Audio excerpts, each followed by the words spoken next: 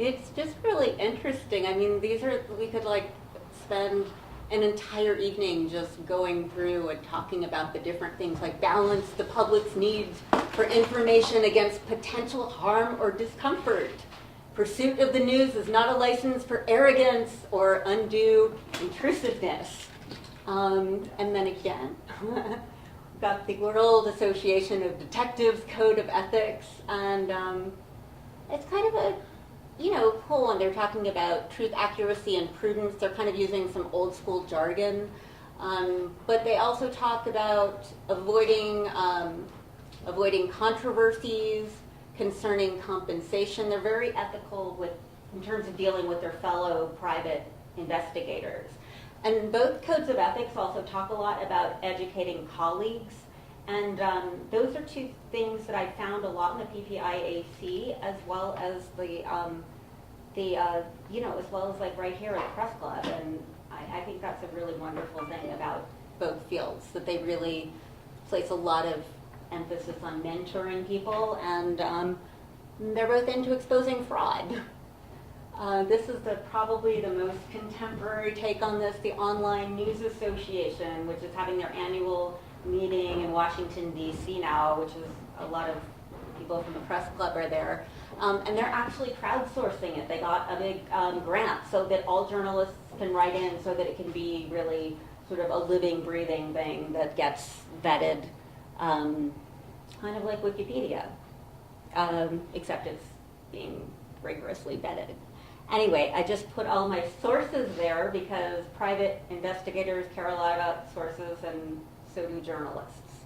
And they care about having good sources.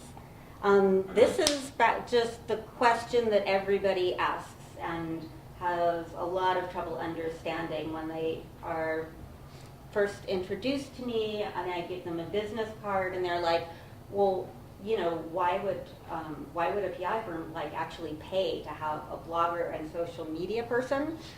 A lot of people just do that on their own, and the reason is search engine optimization. Is everyone here more or less familiar with how search engine? Do you want me to go? Does anyone want me to review? Okay. There's Search Engine Journal, and there are a whole bunch of places you can also go to find out more about that.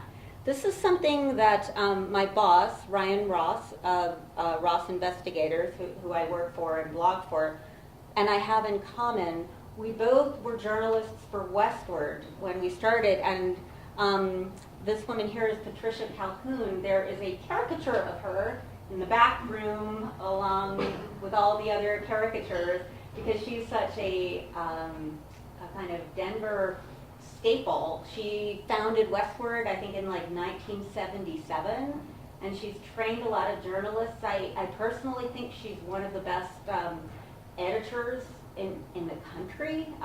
She has this kind of, laser-like abilities to really hone in on somebody's writing style. And she's also really good about telling journalists how to cut corners in the interest of time, which is really important, because sometimes somebody doesn't really want a detailed feature story with lengthy research. They just want something just kind of spit out, like, hey, there's this event coming up, there's this small thing that happened in the news. So the whole social media strategy works because I'm also paid to use social media to engage other private investigators and the public. Sometimes the stories are of interest to people outside of the private investigator community, but I'm also using it to research story ideas, and those can sometimes be found outside of the private investigator community. So I'll sometimes go onto Facebook groups and communities for private investigators or security professionals and start asking questions. And sometimes I'll just hop on and remind people that I'm always looking for story ideas. So if anybody wants to pitch me something, like, I'm here, I'm looking for that. But sometimes people are just tired at the end of the day. They'll talk about their surveillance assignment and, post a picture of the highway at night as they're driving to their surveillance assignment, which is probably a really bad idea because it's using your phone when you drive, which is very dangerous and irresponsible, but that sometimes happens.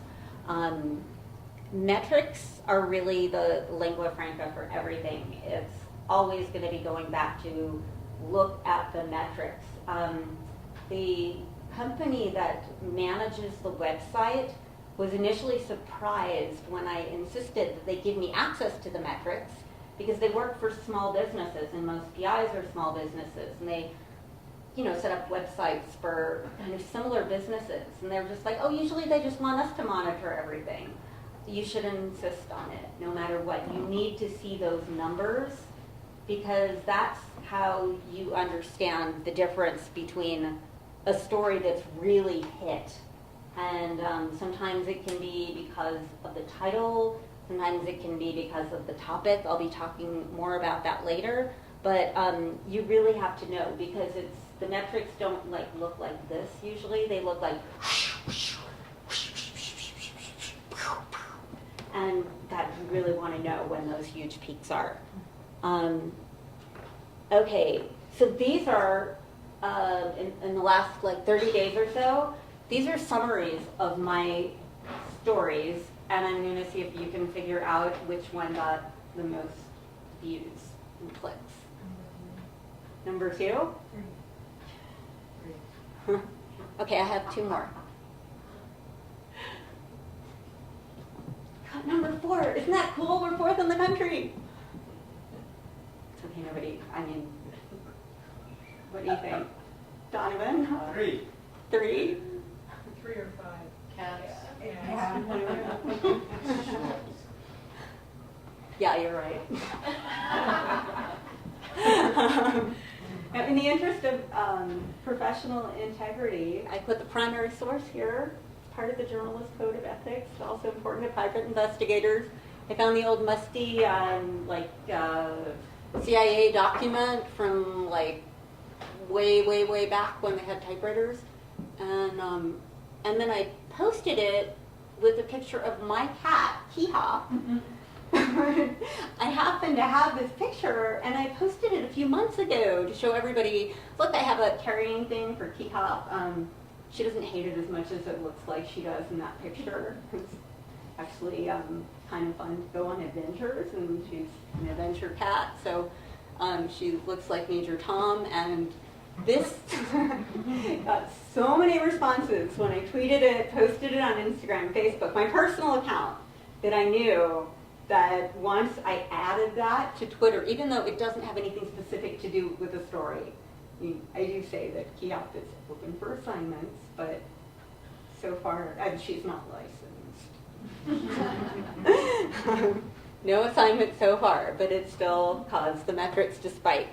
And I can't get away from it. And just so you know that I'm not the sole crazy weird cat person, even though I kind of am. But this is the biggest Facebook group of the online journalists use, and I'm not allowed to post anything because everything that we talk about is off the record, but that's our cover photo. It's cats, and I'll actually read all of them in case there's people far in the back and can't. It's really a good, effective way to describe each platform. Okay, so Twitter is I'm playing with my cat. YouTube is watch this video of my cat. Oh, and I can look on it on here too. Okay, Instagram, I'm very skilled at training cats. LinkedIn, I'm very skilled at training cats. Instagram, here's a hipster picture of my cat. Pinterest, here's how to train your cat to dance. Yelp, I freaking hate this cat food. Google Plus, I work for Google and I have a cat. And then Spotify, I am listening to the song Soft Kitty. The internet loves cats, and so does everyone else. And so whenever I need the metaphor to explain what I do for a living, if somebody's confused, a lot of friends have approached me with mysteries needing to be solved.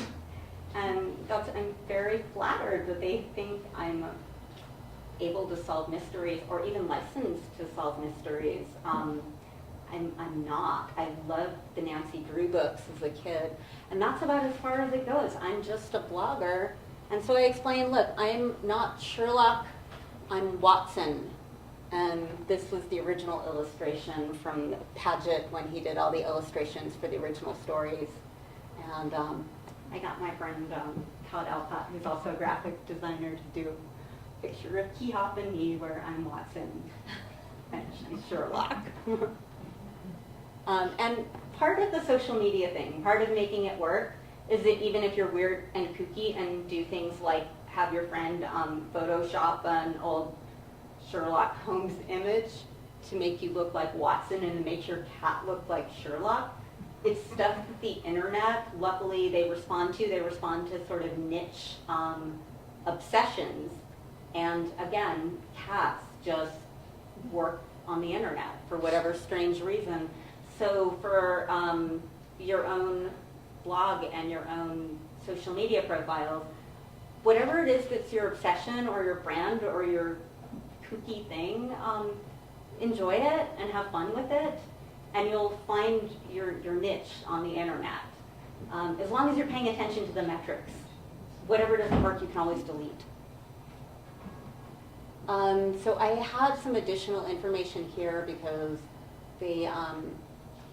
I also write for Pursuit Mag, our private investigator. He's all familiar.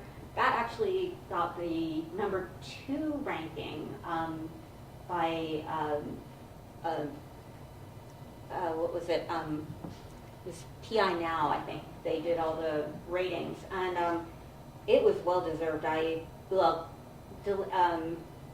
Delentia, it's like Digital Intelligentsia. I think that got the first place, and that is also well deserved. That's another former journalist who's working as a private investigator, I believe. Pursuit is more like a magazine, but that's run by Hal Humphreys, and his wife Kim Green is the managing editor, and they are fantastic editors and great to work with. So I recommend them highly. I enjoy writing for them as well. If you're looking for co-working space, Dan Petty, who does the digital media for the Denver Post, and who can't be here tonight because he's in Washington, D.C. at the ONA conference, but he's the contact person for that. And then I put the contact person for the person who did the cat graphic design thing. And I think that's it for the slides. Can I answer questions? Do you find that the social media aspect brings clients to private investigators that are mostly individuals, corporations? Do you see a difference in that? Individuals mostly, although Ross Investigators has 2 part-time administrative assistants, and they're the ones who are managing all the inquiries and getting the phones. So I would say that I hear more of the stories about individuals, and sometimes the individuals aren't really that relevant. People call with all kinds of strange needs and reasons, and that's why there are admin assistants to screen the calls. I try to make it relevant to people, but again, sometimes the general stuff, especially when you're getting the really high metrics, like the stuff about the cats. I mean, that's ridiculous and that's so funny, and I still can't believe how it's superseded all the other stories. I think, I'm trying to remember what the other big hit story, oh, I know what it was. And then we'll, Sherlock. Sherlock? Oh, that one, yeah.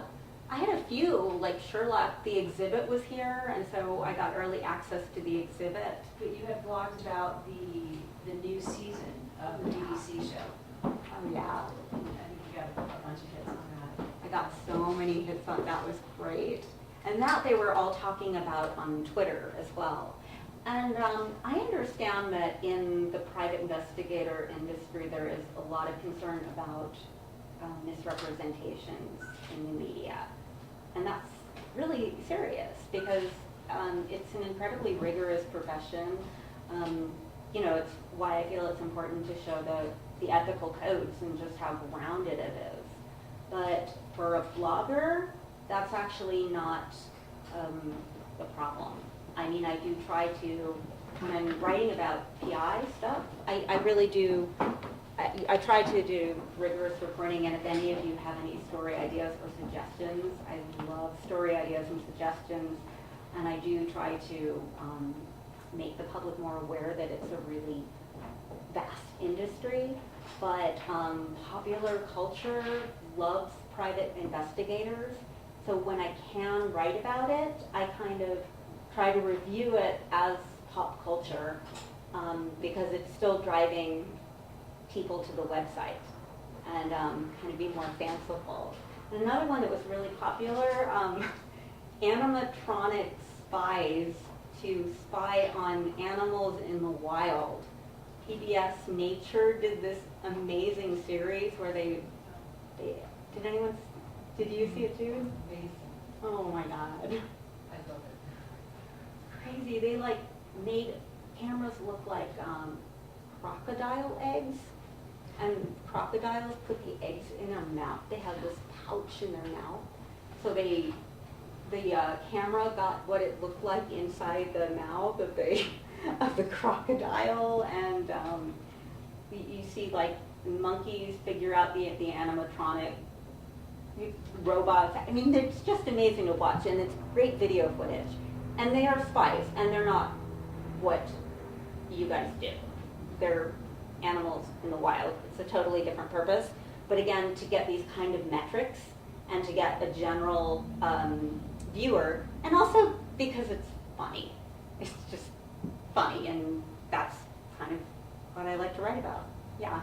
So how do you marry that with us as a profession, wanting people to take us professionally and dispelling some of the myths as investigators that are out there?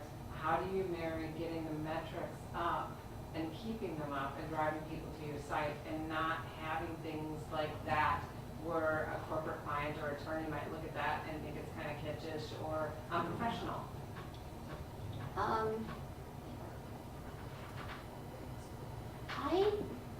I try to, I mean, there were things that I've covered, I try to cover the conferences. Unfortunately, I wasn't able to cover this year's conference, but I covered the last year's conference. And whenever somebody is giving a workshop, that's actually a great opportunity to do a really careful profile of an investigator. There's actually Ross Investigators has a budget for anyone on the team who wants to talk to somebody or interview someone, and they can take them to lunch. So I took Mike and Jeanette Miranda to lunch, and we talked about what the kinds of things that they do with traffic reenactments, recreations. And so I got one story out of it. I'm hoping I'll get several more stories about it later on. And it's really, those are the more rigorous stories. I really put the time and the focus in it. Whereas if I was going to be doing story on a Hollywood thing, I'm not going to go all out and try to interview the producers or the creators, because I'm not a culture website. I have written about culture before. I've had cover stories for the Daily Beast and for Westward, but that's not what I'm doing for a private investigator. Nobody needs to learn more about an actor who's played a spy. That's just not relevant. I also did a lot when the licensing thing was happening. I made a point to talk to Dora as soon as we could get any information, documents from them.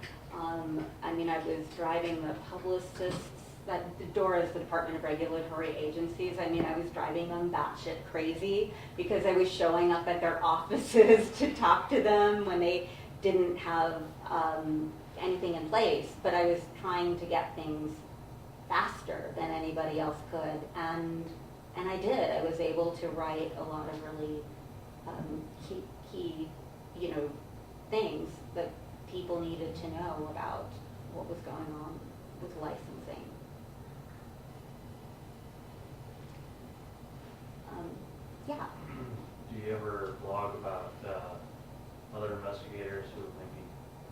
trouble?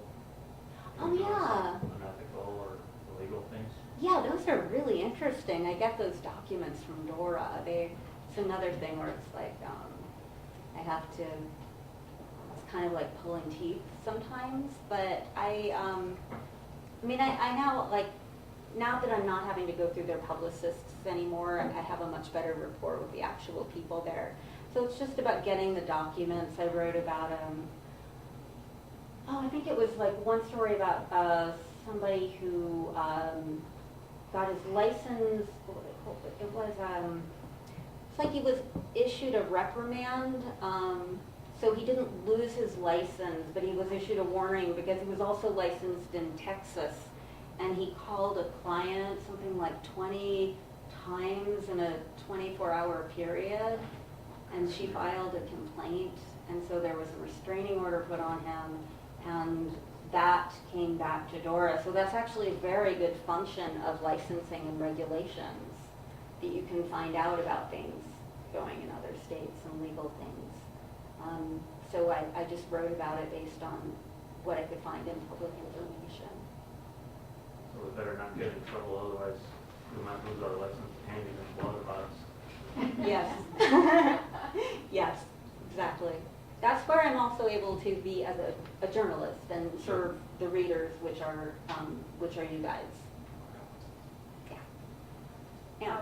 I think just to answer one of your questions, I think that if I were looking for a private investigator, I'd be looking for things on your site that tells me about what you're expert on. So if you could tell me a story about an investigation you did, say if you're looking for auto accident investigation or something that you did on that shows me that you're expert in that particular area, that's the kind of thing that would get me to pick up the phone and call you instead of the other guy. But anytime you can tell a story that's interesting to people, that's really good. And then the other thing I've noticed is I used to work for Rocky Mountain News, and I noticed that on our website, the stories that got the most hits were the ones where they were of national interest, like in this case the Cats or Sherlock Holmes, but where they thought that the Rocky Mountain News was the best source for it too. So Bronco stories, it wasn't just that people in Denver were reading it, it was the people outside of Denver said the Rocky Mountain News is a great source for stories about the Broncos. So if you can make yourself into the great source for information about a particular thing, that, and I would say more focused probably is more useful for you, that will get attention around the country, that would probably also work really well.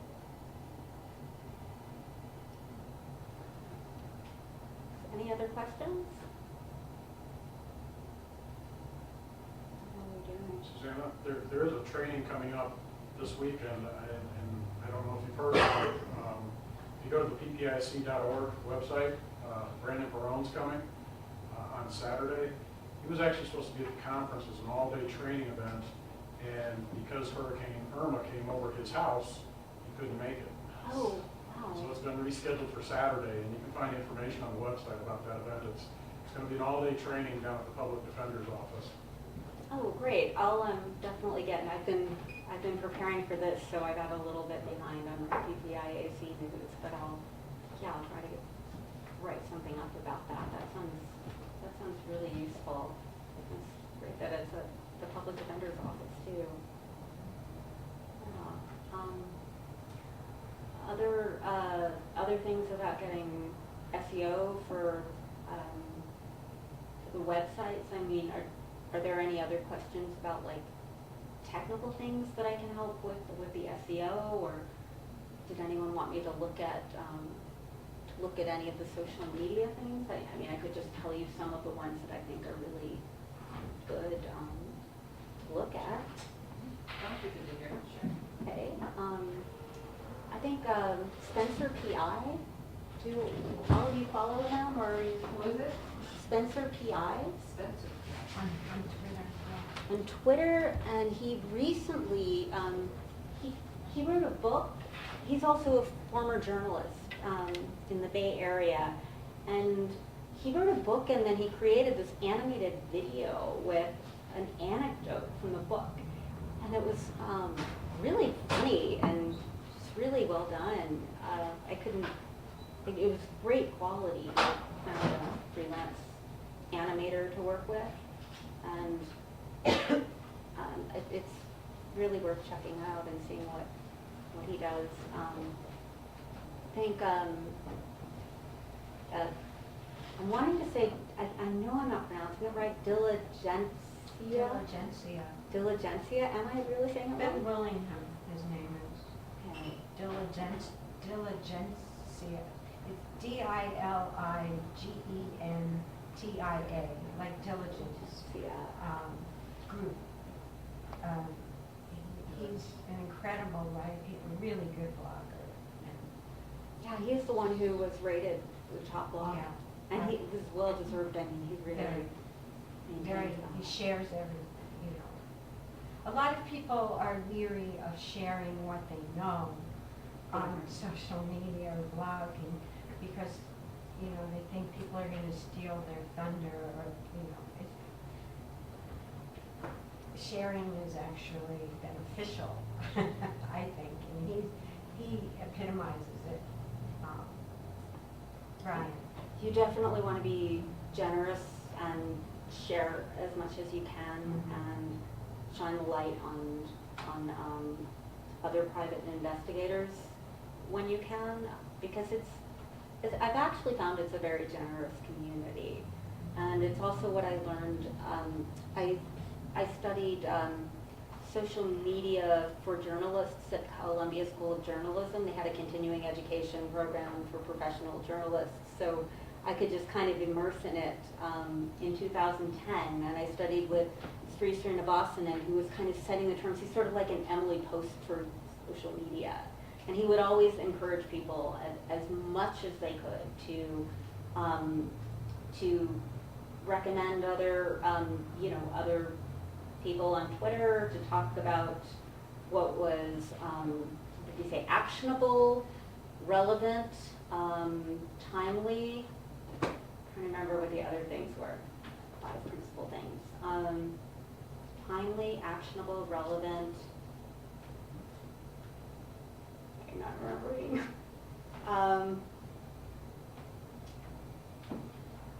And fun. That was one of the others. And if there was a 5, I don't remember. But I think it might have just been fun, actionable, relevant, timely, and immediate. Because whatever amount of time somebody's spending on Twitter, useful, that was the 5th thing. Sorry, useful, timely, actionable, fun, relevant. And that pretty much still applies today, even though that was 2010. I don't think he's changed that. And it does apply to private investigators, even if they are more clandestine. So many people have asked me when they hear what I do, in addition to asking if I'm a private investigator and having to go through the whole Watson thing, they actually ask a lot. Like they'll say, what do private investigators do? Or they'll say, I didn't even know there were still private investigators. And it's a really important part of the legal system. You know, it is important that people understand that that it is there and that it's necessary. And being approachable and being accessible and interacting online is a great way to do that. And it's a good way to drive people to your website. Yeah. Can you talk more about how you're using Twitter or Facebook or boosting or ads or anything like that to drive traffic? We have such a limited budget. There are no ads. And everything that we get, I mean, the definition of SEO is it's before the ads. So there isn't a budget for that either. I just, I try to pay attention to hashtags. I pay attention to anything. So there are things like Wisdom Wednesday. I don't know how many of you follow these. It's kind of silly, but people like to post motivational quotes. So I went through and found a lot of Raymond Chandler quotes.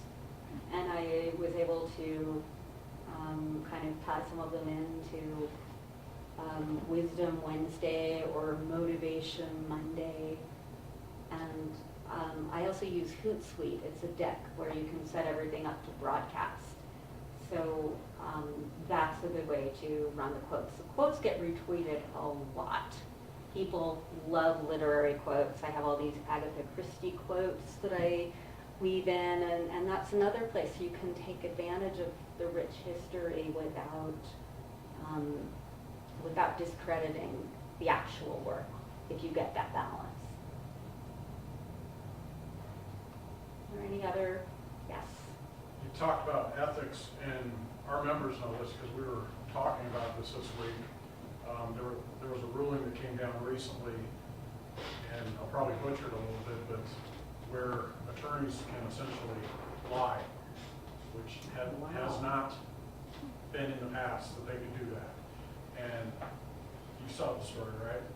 Attorneys can, they can hire people. They can tell. They can instruct others to lie, which has never been a situation. As a private investigator, when you're working directly for an attorney, you cannot lie. And Well, those we were are bound under the same ethics as they were. right. Is it an ethics decision or? Ethics, yes. And us surveillance investigators, we've talked about this, that, you know, if I'm doing surveillance in a neighborhood and the neighbor asks me what I'm doing, can I lie to them? Well, if I'm working for an attorney, ethically I can't. So it presents problems, but this ruling just came down in the past week or so. We had quite a bit of discussion on our listserv about, could change things a little bit within the industry. I'd love to talk to several different people. Hopefully, if there were some people on the listserv who would like to get in touch with me, I have cards. Probably want to talk more to Joan, because we usually direct these kinds of questions to her, and since she's a lawyer and she's on the Ross Investigators team. Are there any other lawyers here? I'd like to hear from them as well as private investigators. I don't know, what do you think of that? It sounds like it was just really recent. Within the last week or two, that it's went into effect. What is that, a national or? No, It- Rule 8.4 of the attorney. It stemmed from the Chizo case up in Jeffco, where they were working under the district attorney, and they were lying to pedophiles, didn't tell them who they were. God, the And undercover so- thing. So they had to move that under the sheriff's office, and because of that case, this ruling came down. That's an incredible, yeah, I mean, a lot of the disturbing, sensationalistic things get a lot of responses. And I mean, I try to balance things, like, you know, crime and like, but when there are horrible people doing horrible things, and then there's a kind of gray area in that. Like, well, you could, you know, lie because you're protecting children. Yeah, thank you. I mean, you gave me the idea for my next story. That is a really You should give interesting. EPIC credit, right? Well, maybe I can interview you about it. And the way it reads, I actually have it I was just looking for here. It says, it's Rule 8.4, it says misconduct is professional misconduct for a lawyer to engage in, conduct involving dishonesty, fraud, deceit, or misrepresentation, except, this is the new part, except that a lawyer may advise, direct, or supervise others, including clients, law enforcement officers, or investigators who participate in lawful investigative activities. That was all the change. They just added. I think that's gonna get changed, the wording of that. And Are I you listening think to the that wording? may bring legislative I agree. action. That's what I'm worried about our balance. Was that the other Especially piece you the were talking about, client's John? part, even the Yes. client's The other part. legislative piece that we gotta look out for? Yes, Okay. because I bet it brings about talks at the legislative level about how much private investigators can really act deceitfully. Because that could be very, very narrow, like if you're on surveillance, and somebody comes up and says, what are you doing here? Now you can, tell a little fib or whatever, you don't have to tell them exactly what you're doing or what's going on. Or it could be very extreme to go out and interview witnesses without them knowing who you are. So myself, if I'm working a criminal case, I always let them know who I am and who I'm working for. But by reading this, I could have an attorney say, I don't want you to do that anymore. I want you to just go, and we have limits within our licensing as well. We have to, we can't pretend like we're a cop, but there's a fine line in there too. The law doesn't say, you have to say, I'm a private investigator. You just can't perceive, give the perception that you are a police officer. So I would imagine there's going to be some legislative action somewhere in the future. So are you working, yeah. No, I really dread that day when an attorney asks me to do something surreptitiously or Right. without disclosing. I don't want to do that. And I worry that now they're gonna think, oh, great, we have free reign to do this stuff, and I'm not comfortable with that at all. Before this, I've had attorneys ask me, and I fired them. Right. Wow. I think it's a conflict with their ethics as well. Yeah, that's what I was thinking. Yeah. Well, and then the ethical Yeah. codes, do you use them? Do you refer to them? Or do you feel that they define you, like the things that WAB posted? Or do you just sort of feel like ethics are defined by conversations with your colleagues? And I think each association that we belong to, I belong to WAB, World Association of Investigators. I belong to PPIC, I belong to some of the other national associations. I think that all of them have ethics, but our profession as a whole has its own ethical conduct as well. I mean, I think that's in direct conflict of that. Before we were working underneath the guise of an attorney, we were bound by the same type of ethics that they were under. I don't think that that's going to stand. I really don't. I think that's going to either end up being overturned or they're going to end up tweaking it because it's too much of a conflict. And then there's ethics, like PBIC has an ethics code, most of them have them. Then there's just plain morals. Right. Moral value. And to me, it's just not morally correct. to pretend to be somebody that you're not. Some of us just don't do it at all.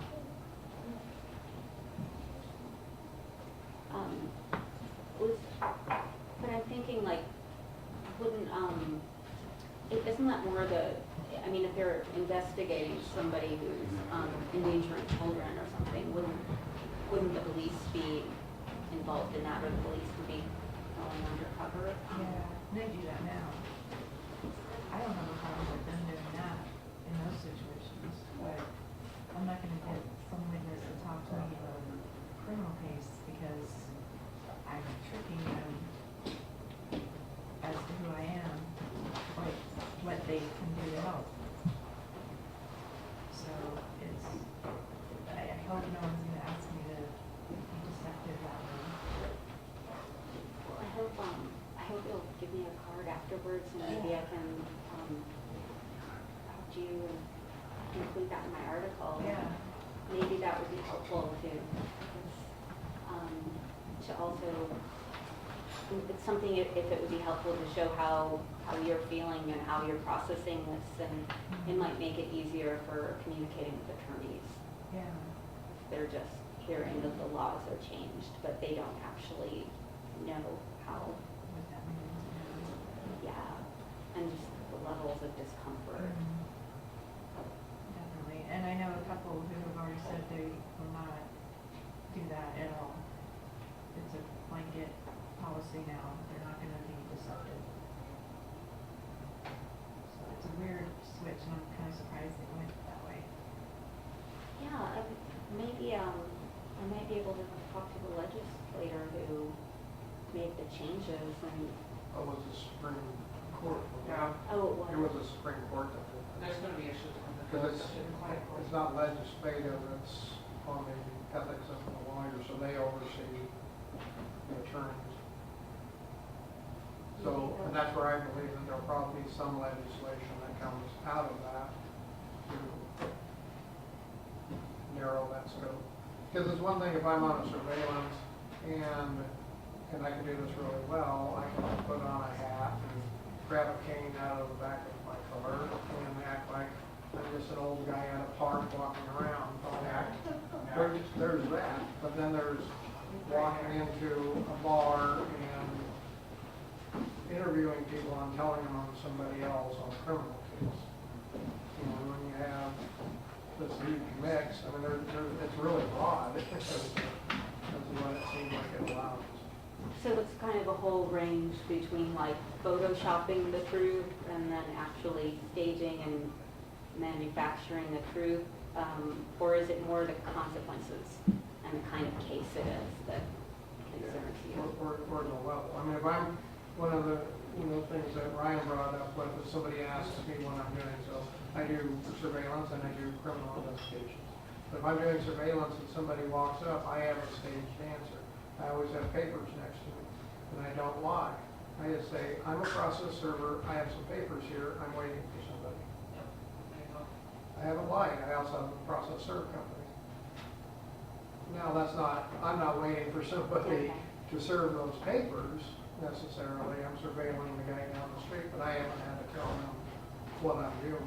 But, and you're photoshopping the truth, I think, in that instance, what you're describing, which has its own kind of, it's somewhere on the ethical spectrum too.